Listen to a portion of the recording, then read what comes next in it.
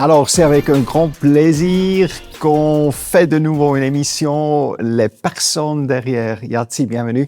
Fabien Nussbaum, un grand plaisir que tu sois là. Fabien Nussbaum, c'est qui Fabien Nussbaum? Je comprends un peu de toi. Avec plaisir. Tout d'abord, merci beaucoup pour l'invitation. Fabien Nussbaum, c'est jeune encore, on va dire, maintenant 31 ans, qui habite dans le canton de Neuchâtel, plus précisément à Colombier. Et je suis rattaché justement au bureau de Lausanne pour SIFI et j'effectue principalement, on va dire, des évaluations de portefeuille immobilier. Vous êtes combien au bureau de SIFI? Actuellement, on est 8. C'est une belle croissance et j'ai eu la chance de rejoindre l'équipe au début, quand ils étaient encore que 2, 3. Parlons d'abord un peu de la personne Fabien Nussbaum. Tu as grandi à Neuchâtel. Oui.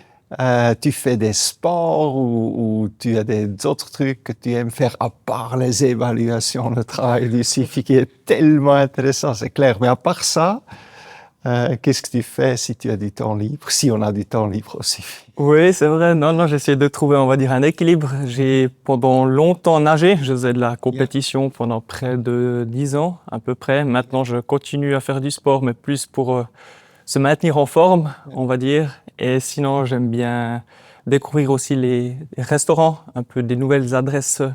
C'est pas un conflit de rester en forme. Ça se compense. L'un compense l'autre, on va dire. Alors, tu as fait la natation. C'était à quelle distance on faisait la natation? C'est 100 mètres ou j'ai aucune idée. Ouais, exactement. On va dire ma course de prédilection, c'était plutôt le 100 mètres brasse, justement, donc plutôt des courtes distances. Ça peut aller sur des distances plus longues, mais moi, j'étais plutôt adepte des distances relativement courtes et intenses. Alors, sur une distance courte, il faut être super vite. Exactement. C'est comme les évaluations. Les gens, ils veulent les évaluations hier, ils demandent aujourd'hui.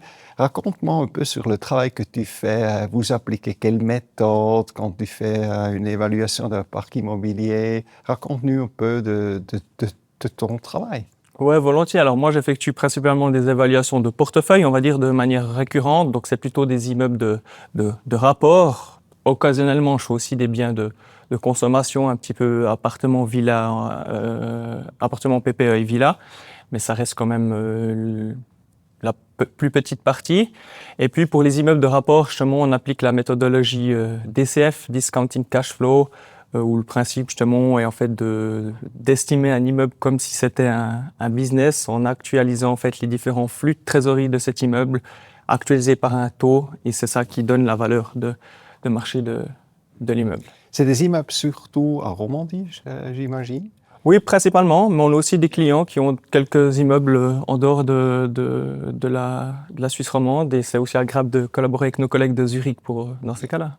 Si on parle de la Romandie, souvent on dit, surtout à Zurich, ils ont tout réglementé, tous ces lois LPPPP qui s'arrêtent jamais, tous les P qui sont dedans, toutes ces réglementations.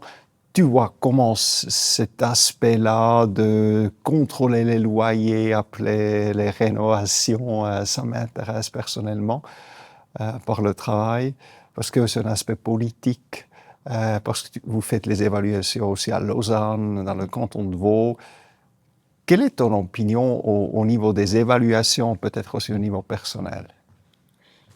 C'est clair que c'est des lois qui sont relativement fortes, ça structure quand même beaucoup le marché, mais c'est vrai qu'on est dans une situation où je pense qu'il y aura de plus en plus d'interventions politiques sur les sujets des loyers principalement, aussi de la propriété, au vu de la période de pénurie, de la crise de logement que l'on traverse. Donc c'est sûr que nous, on est aussi obligés d'intégrer ça dans les valorisations, parce qu'en termes de revenus, ce sera peut-être pas aussi fluctuant, on va dire. Ça ne suivra peut-être pas le marché comme on le voudrait, parce qu'il y aura d'autres règles qui seront fixées par l'État et qui vont limiter justement certaines progressions là. Donc, important à prendre en compte. À part les évaluations, tu organises aussi le congrès immobilier roman, qui est un super succès. Vous avez réussi à avoir toutes les personnes qui jouent un rôle de la Romandie toujours à ce congrès. Tu peux déjà dire quelque chose sur le congrès à venir ou c'est encore secret, parenthèse? On va dire que l'on garde encore la surprise. Yeah. Non, effectivement, on se réjouit. Ce sera notre 5e édition, 5e anniversaire, où là, on a pu faire salle comble jusqu'à maintenant et réunir chaque fois des acteurs et décideurs majeurs de l'immobilier et de la finance. Et on se réjouit de pouvoir toujours offrir des conférences enrichissantes, de pouvoir échanger des idées et aussi nouer des contacts dans un cadre magnifique. On peut déjà dire que ce sera de nouveau au Musée cantonal des Beaux-Arts de Lausanne. Super, merci beaucoup Fabien. Peut-être pour terminer, quels seront tes vœux personnels pour le futur ou pour le CIFI à Lausanne? De continuer d'apprendre, je pense que c'est la richesse du métier dans lequel on est, c'est la diversité. On n'a jamais 2 fois le même immeuble, le même bien. Donc je dirais pouvoir continuer d'apprendre et d'approfondir mes connaissances. Fabien, merci beaucoup pour tout le travail que tu fais pour le CIFI depuis des années. Bonne chance, bon succès et merci d'être là. Merci beaucoup. Merci et à la prochaine.